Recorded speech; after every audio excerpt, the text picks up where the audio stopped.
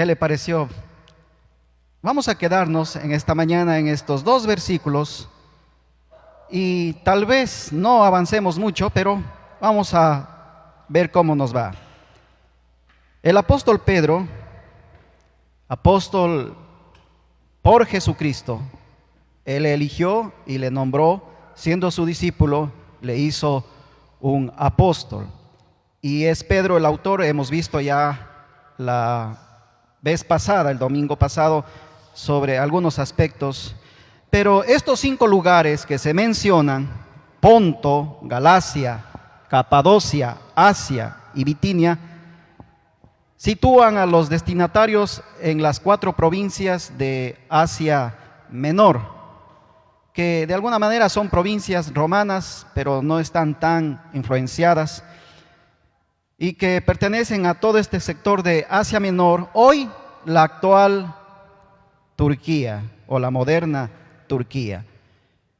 Pero la gran amplitud de este territorio que de manifiesto, a ver aquí, que vemos aquí, pone de manifiesto que el cristianismo se había extendido con rapidez por todos estos lugares, por toda esta zona del mundo mediterráneo, y que era predominantemente rural. Así que es a este lugar, a estos hermanos de estos territorios que escribe el apóstol Pedro. Y aquí puede surgir muchas preguntas.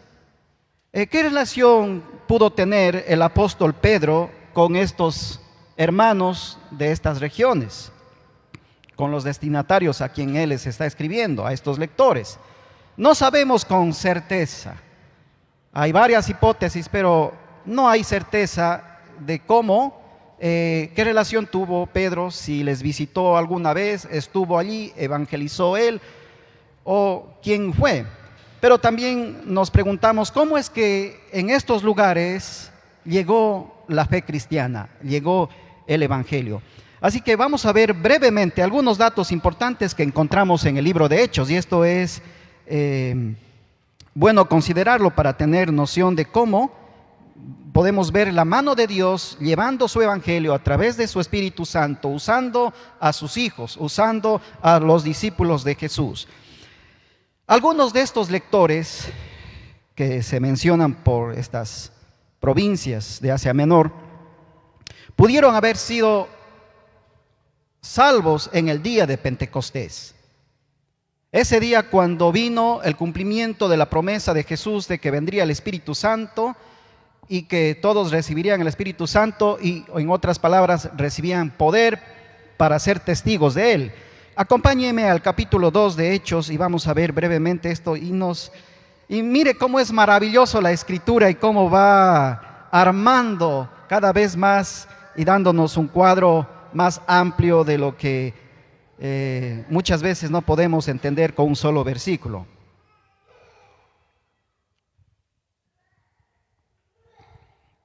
Así que algunos de estos lectores, como les decía, muy posiblemente es más que certero, habían llegado a experimentar la salvación cuando los judíos de todas partes llegaron a Jerusalén para celebrar la fiesta de Pentecostés, y ahí fue cuando Pedro predicó este gran mensaje y muchos se convirtieron. Aquí dice la Biblia, se añadieron aquel día 3,000 personas. Vamos a leer desde el versículo 5, capítulo 2. Leamos hasta el 11 brevemente. Sí, Hechos 2. Vamos a leer desde el verso 5. Dice: moraban entonces en Jerusalén judíos, varones piadosos de todas, léame conmigo, lea bien, todas las naciones bajo el cielo. Y hecho este estruendo, se juntó la multitud y estaban confusos porque cada uno les oía hablar en su propia lengua. Y estaban atónitos y maravillados, diciendo: mirad, ¿no son galileos todos estos que hablan? ¿Cómo pues les oímos nosotros hablar, cada uno en nuestra lengua en la que hemos nacido? Y aquí viene la lista de 15 lugares de diferentes judíos que estaban viviendo fuera de Israel, fuera de Jerusalén, y dice, partos, medos, elamitas, y los que habitamos en Mesopotamia, en Judea, en Capadocia, en el Ponto y en Asia. Ahora, fíjese aquí, ya se menciona 3 de las provincias que Pedro está tratando: Capadocia, Ponto y Asia. Y luego continúa en Frigia, en Panfilia, en Egipto y en las regiones de África, más allá de Cirene, y dice, y romanos aquí residentes, tanto judíos como prosélitos, cretenses y árabes, les oímos hablar en nuestras lenguas las maravillas de Dios. Y estaban todos atónitos. Bueno, si seguimos leyendo, Pedro, dice aquí el versículo 14, poniéndose en pie, alzó la voz y comenzó a predicar. Y fue ahí cuando ellos escucharon el mensaje de Jesús.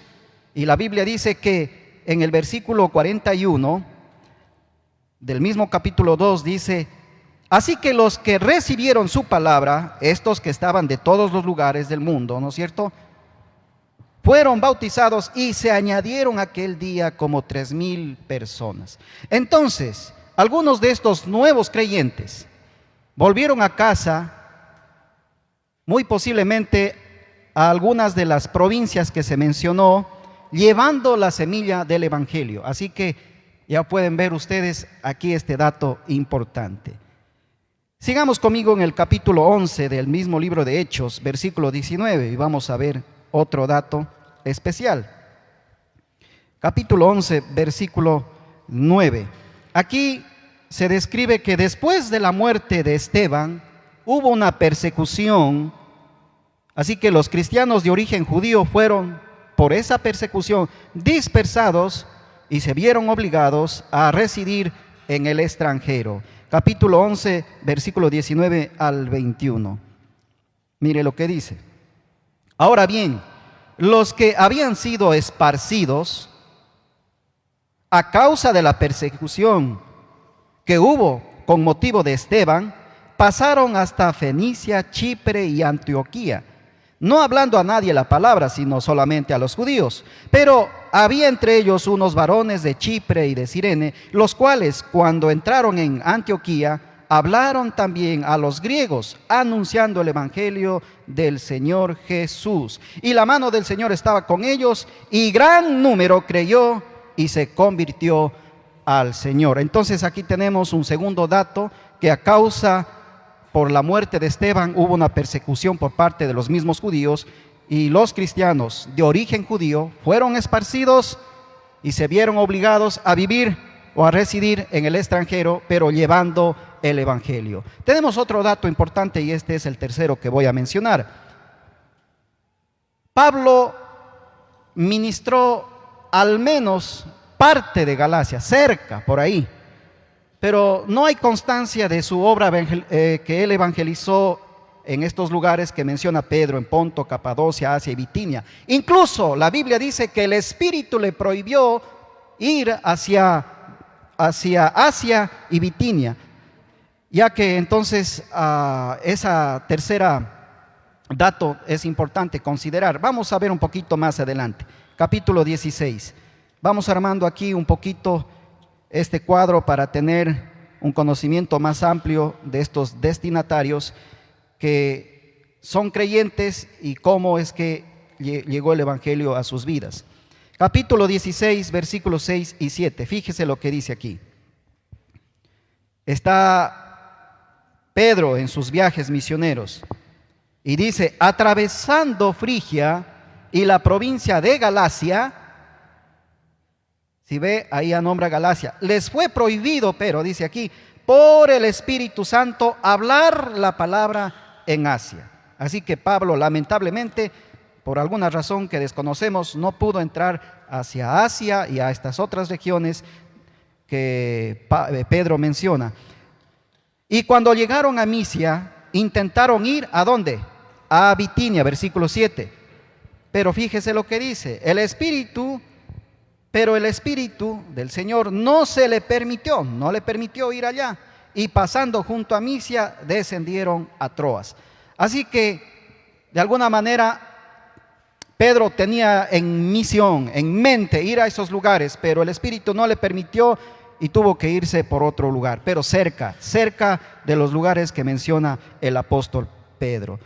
Pero el asunto es que podría ser que los convertidos por el Evangelio, por donde estas regiones Pablo estuvo compartiendo el Evangelio, habían escuchado, se habían convertido y fueron ellos, indudablemente, que fundaron iglesias o llevaron las buenas nuevas al resto de estas provincias a las cuales el apóstol Pablo no pudo por el Espíritu Santo entrar.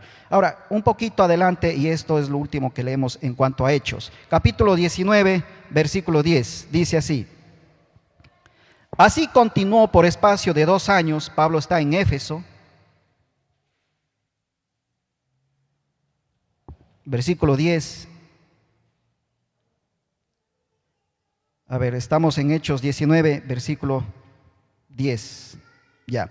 Así continuó por espacio de 2 años, de manera que todos los que habitaban en Asia, judíos y griegos, oyeron la palabra del Señor Jesús. Y el versículo 26 del mismo capítulo dice así: pero veis y oís que este Pablo, no solamente en Éfeso, sino casi toda Asia, dice, sino que en casi toda Asia ha apartado a muchas gentes con persuasión, diciendo que no son dioses los que se hacen con las manos.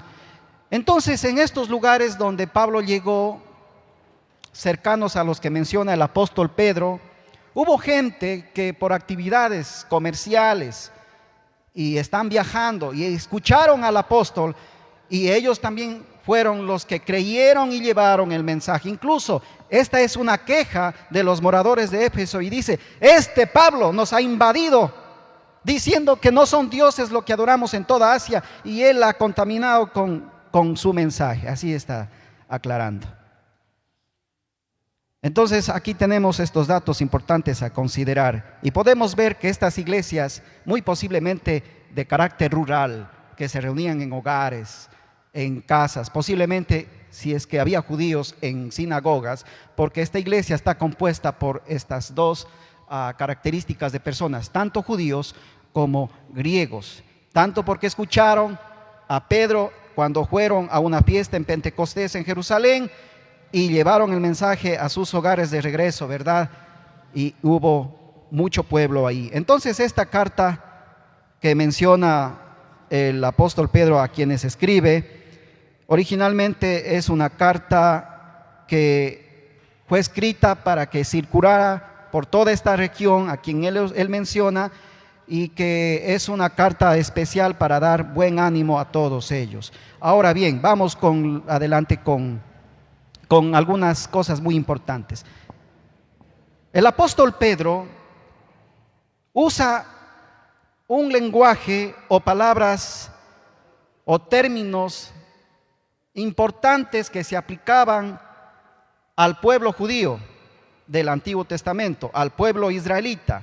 Son imágenes netamente judías, son términos que él los escoge para ayudarlos a comprender que ellos ahora están en la situación especial que Dios ha tenido de antemano y ha destinado para los que siguen a Jesús. Así que él escoge la palabra diáspora y dice: Pedro, apóstol de Jesucristo, a los expatriados, es decir, que están fuera de Jerusalén, fuera de sus patrias o fuera del lugar de su nacionalidad. Y dice: a la dispersión, y aquí usa el primer término, dispersión o diáspora, que se aplicaba al pueblo judío. Luego dice: elegidos según la presencia de Dios. Este término elegido o este término escogido también se aplicaba al pueblo israelita. Y el otro es ser rociados con la sangre de Jesucristo. La palabra rociados era exclusivo para el pueblo judío cuando tomaron el pacto de Dios para vivir bajo su señorío. Así que vamos con el primer término, expatriados. Pablo dice a los expatriados de la dispersión en estos lugares que ya se mencionó.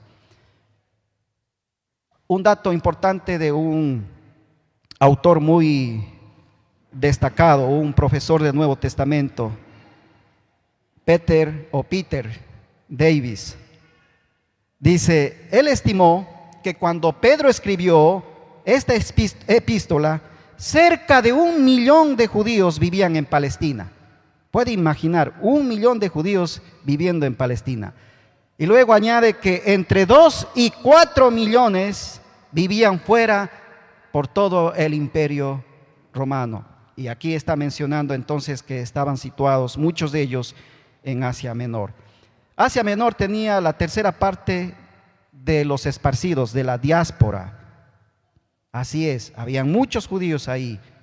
Y es la tercera parte considerada después de Babilonia y Egipto. Es decir, que este término hace hincapié en el Antiguo Testamento cuando Dios dijo, si ustedes me desobedecen, serán esparcidos por otras naciones. Y se cumplió y fueron llevados a Babilonia. Eso significa fueron exiliados y vivieron en el extranjero. También vivieron en Egipto. Así que ese es el término que usa. Pero este término es tan especial porque Pedro le da un nuevo carácter. El término expatriado, desde un punto de vista social, es un término que se combina con lo que significa ser extranjero residente. Ser extranjero residente. Y Pedro lo menciona varias veces en el versículo 1 que ya hemos leído. Luego en el mismo capítulo 1, versículo 17, habla de peregrinación o peregrinaje. Y en el capítulo 2, versículo 11, también dice extranjeros y peregrinos. Así que quisiera que usted escuche este importante dato de lo que significa ser extranjero. Se usa para caracterizar la condición social de los destinatarios.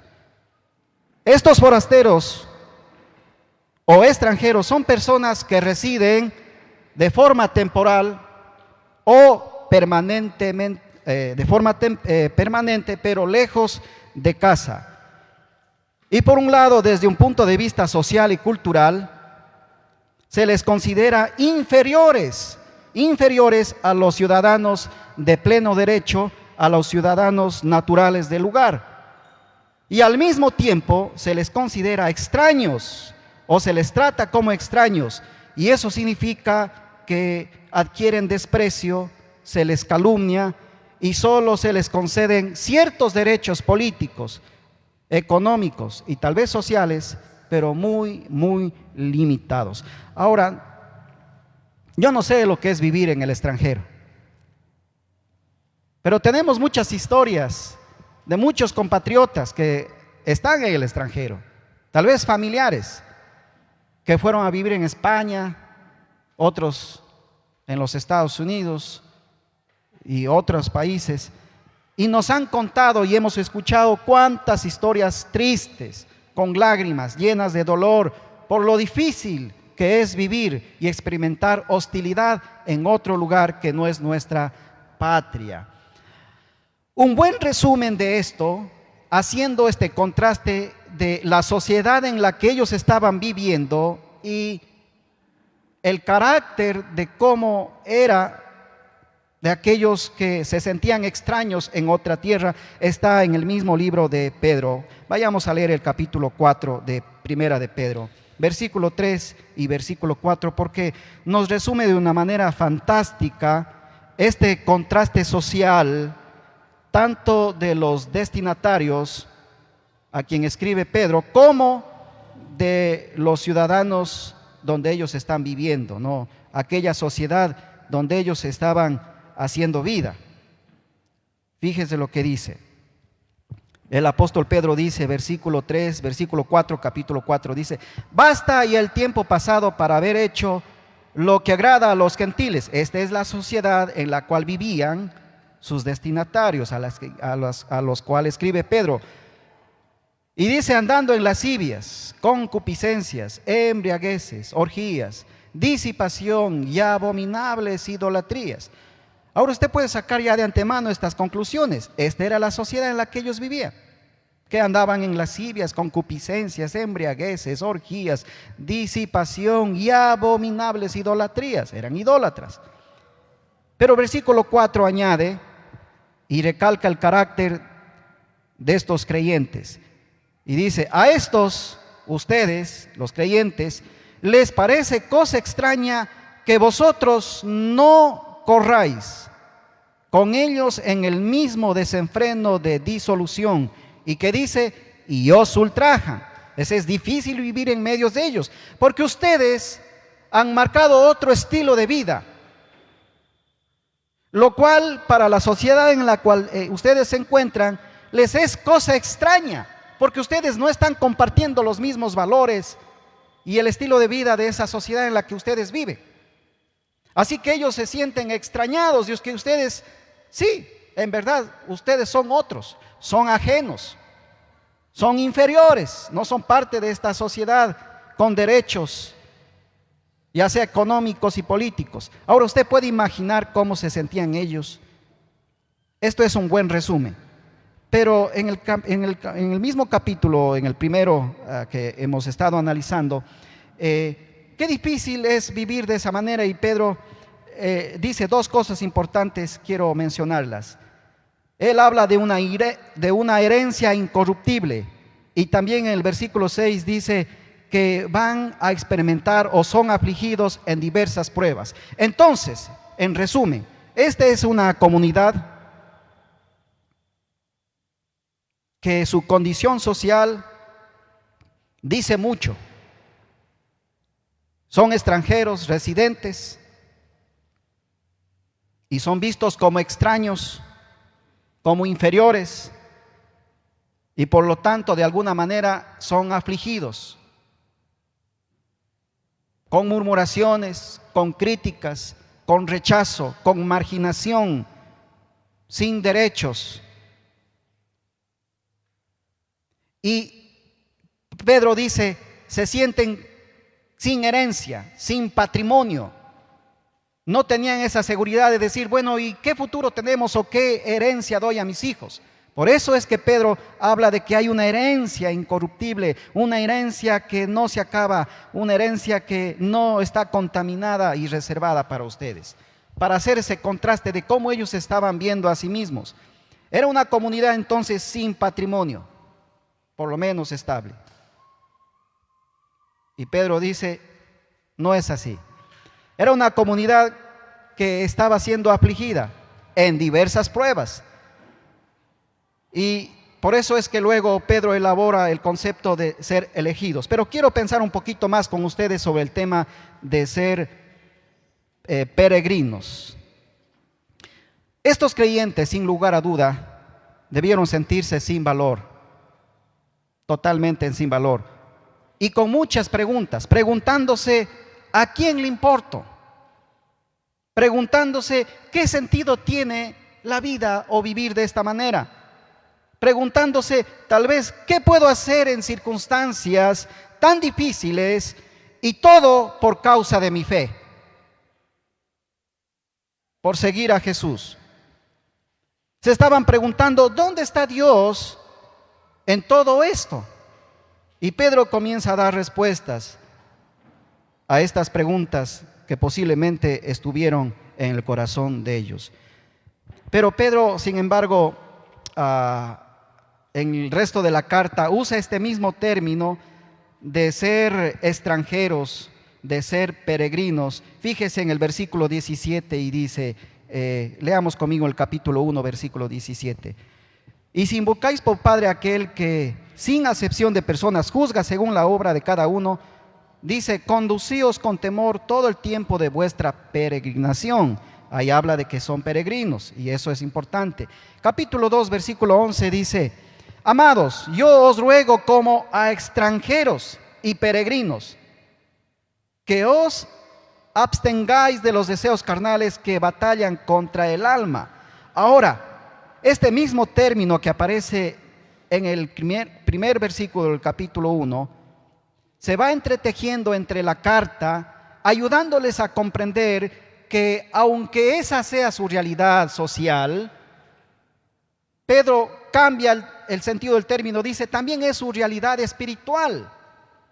En el versículo 11 que leímos del capítulo 2 dice, yo les ruego como a extranjeros y peregrinos, pero no solo en un sentido material o social, sino que en un sentido totalmente espiritual. Esa es nuestra nueva condición por haber conocido a Jesús. Somos peregrinos en esta tierra. Porque Pedro está diciendo, ustedes tienen una patria diferente. Ustedes tienen una herencia diferente, una herencia celestial, una patria celestial. Entonces, a través de estos términos que se elabora en el resto de la carta que ya hemos visto, de manera no racial o nacional, sino espiritual, él les dice, somos peregrinos en el mundo. ¿Y qué quiere decir Pedro con esto? Él les recordó que su hogar verdadero es nuestra patria celestial. Y por tanto, tenemos una nueva condición, una nueva relación como peregrinos con el mundo, con Dios, con otros y especialmente hacia el sufrimiento.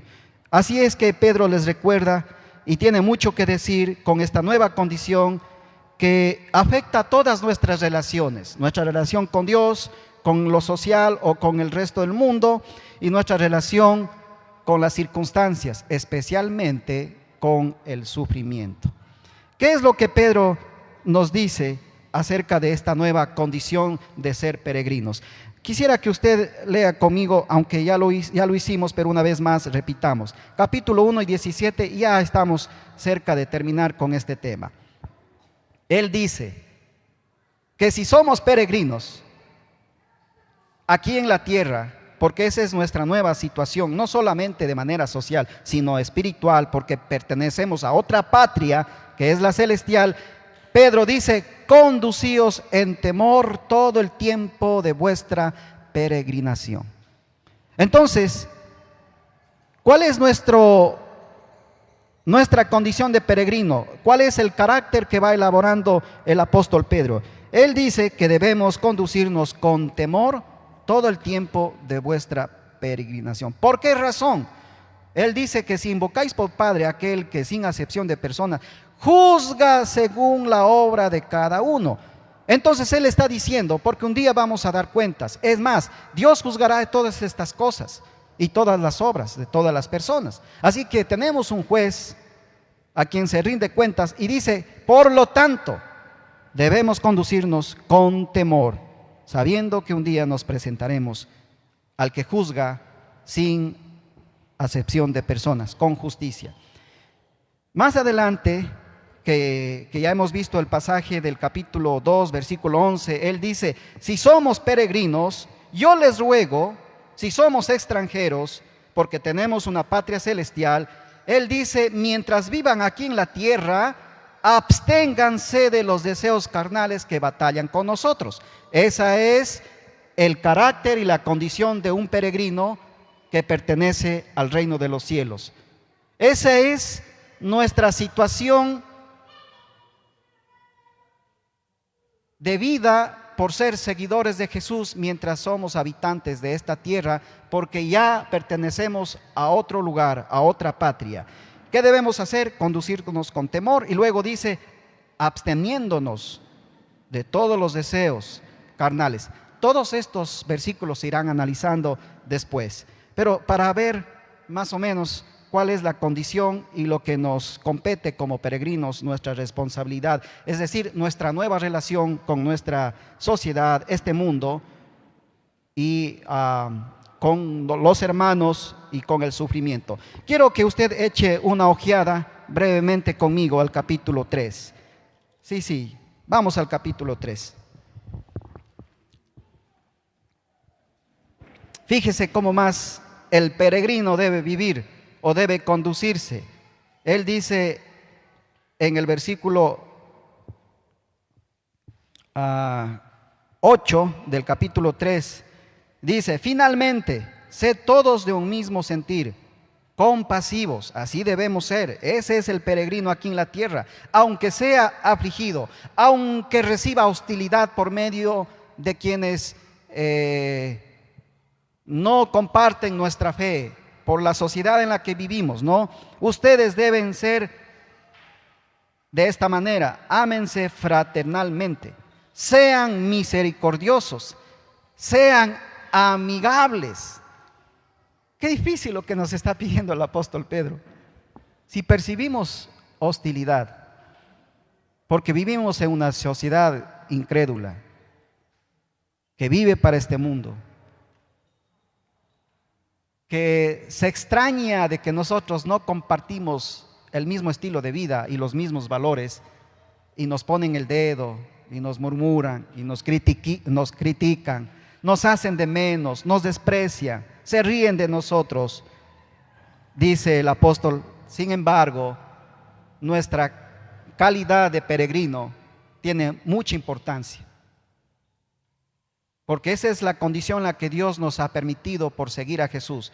Deben ser amables, amigables, vivir con amor fraterno entre ustedes, misericordiosos. Luego dice en el versículo 9 del capítulo 3, no devolviendo mal por mal. O sea, no tome la justicia en sus propias manos, no se vengue, ni maldiciendo, ni maldición por maldición. ¿No le parece muy característico esto? Pero si esto se ve, ¿no?, a diario, no devolviendo mal por mal, ni maldiciendo, ni maldición por maldición, sino dice, por el contrario, bendiciendo. Wow. Sabiendo que fuisteis llamados, fíjese lo que dice, para heredar bendición. El peregrino cristiano, nuestra condición es que tenemos o somos llamados para heredar bendición. Y por tal razón, dice, continúa el apóstol Pedro, vivan, dice, ahí dice, el que quiere amar la vida y días buenos, refrene su lengua del mal. Sus labios no hablen engaño. Ese es un peregrino auténtico en esta tierra. Este es un verdadero peregrino de Jesús. Sus labios no hablan engaño, se apartan del mal, hacen el bien, dice el versículo 11. Buscan la paz y la siguen, porque los ojos del Señor están atentos sobre los justos y sus oídos atentos a sus oraciones. Están orando, ¿no es cierto? Voy a acabar aquí. Santifican al Señor en sus corazones, están siempre preparados, dice el versículo 15. Versículo 16, tienen una buena conciencia delante de los demás. Al final del versículo 16 dice, también tienen una buena conducta en Cristo Jesús. Versículo 17 dice, porque mejor es que padezcan haciendo el bien. Estos creyentes que son peregrinos, porque esa es la condición verdadera, la condición espiritual, más que social, tienen que vivir de esta manera, haciendo el bien, aunque padezcan. Y luego habla de la voluntad de Dios. En fin, solo un ejemplo.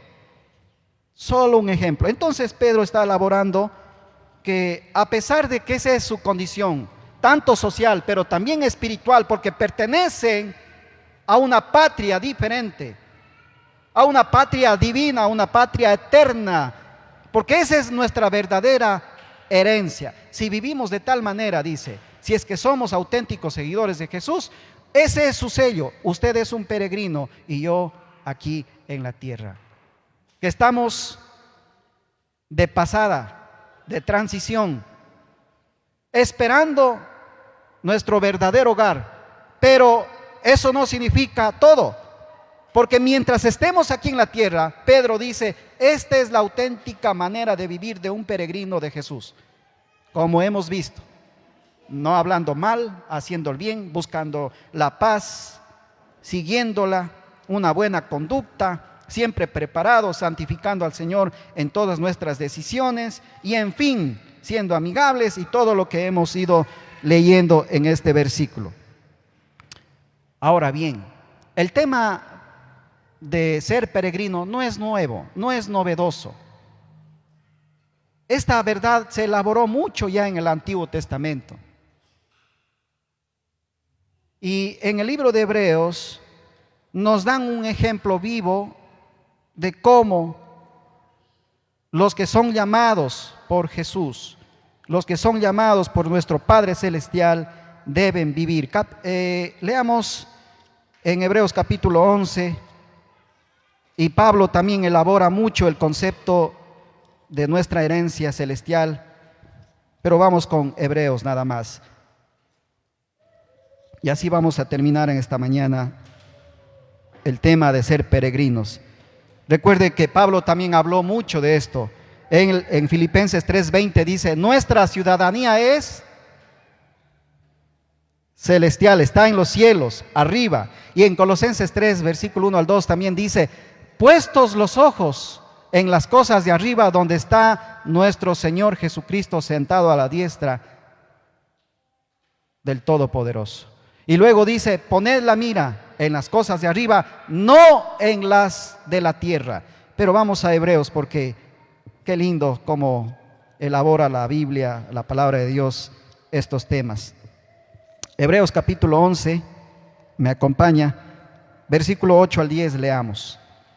Por la fe Abraham, siendo llamado, mire a qué le llamó, obedeciendo para salir al lugar que había de recibir como herencia, y salió sin saber a dónde iba. Por la fe habitó como extranjero, peregrino, expatriado, en la tierra prometida, como en tierra ajena, morando en tiendas con Isaac y Jacob, coherederos de la misma promesa. Versículo 10. Porque esperaba a la ciudad que tiene fundamentos, cuyo arquitecto y constructor es Dios. Qué hermoso. Versículo 13, sáltese conmigo. Conforme a la fe murieron todos estos, sin haber recibido lo prometido, sino mirándolo de lejos y creyéndolo y saludándolo y confesando que eran extranjeros y peregrinos sobre la tierra. ¿Cuál fue la confesión de estos hombres de fe que fueron llamados por Dios y respondieron a ese llamado? La Biblia dice que ellos confesaban que eran extranjeros y peregrinos sobre la tierra que pertenece a nuestro Dios. Pero fíjese el versículo 14, dice, porque los que de esto dicen claramente dan a entender que buscan una patria, es una patria mejor, ¿no? Pues si hubiesen estado pensando en aquella de donde salieron, ciertamente tenían tiempo de volver, pero anhelaban una mejor, esto es celestial, por lo cual Dios no se avergüenza de llamarse Dios de ellos, porque les ha preparado una ciudad eterna. Ellos anhelaban una mejor, una celestial, por lo cual Dios no se avergüenza de llamarse Dios de ellos. Entonces, Dios es un Dios de peregrinos, es un Dios de extranjeros. Han sido llamados para vivir en esta tierra en esos términos, en esa calidad, siendo llamados, pero viviendo diferentes, y que me anima a vivir de tal manera, porque ellos dicen aquí, ellos confesaban que mientras vivían en la tierra eran extranjeros y peregrinos, porque anhelaban algo mejor. Vivamos de esa manera, queridos hermanos, porque Dios nos ha hecho peregrinos. Esta es la iglesia constituida por gente llamada. Luego vamos a ver sobre el término elegidos. Quisiera despedirme con una oración, pero es una oración de un salmo, el 119:9, y cómo el salmista ora al Señor con lo que hemos aprendido. El Salmo 119:19 dice así. Quisiera que usted se memorice este versículo. Ahí tenemos a más de Abraham, a otro hombre de Dios que entendió cuál es su llamado. Capítulo 19 en el Salmo, ¿no? Estoy en el Salmo 119. Salmo 119:19 dice así: forastero soy yo en la tierra, no encubras de mí tus mandamientos. Oremos.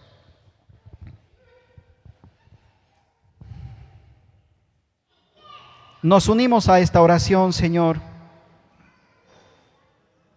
Forasteros somos aquí en la tierra. Necesitamos tus mandamientos. Una forma de decir, necesitamos tu guía. No conocemos bien, como quien dice, el lugar donde nos has puesto. Nos sentimos extraños porque nuestra patria celestial es otra. Es aquella que tú fundaste para la eternidad. Y Señor Jesús, necesitamos tu guía. Gracias por este llamado y ayúdanos, como el apóstol Pedro nos ha desafiado, a vivir de tal manera que podamos honrar tu nombre. Y pues permítenos en el resto de este mes poder aprender más sobre esto, que tú nos des sabiduría a los pastores que estamos encargados de los mensajes. Y Señor, pues consueles, animes, fortalezques a tu iglesia peregrina, a tu pueblo que tú has llamado aquí en la tierra para vivir como hemos escuchado. Gracias, Señor Jesús. Amén. Amén.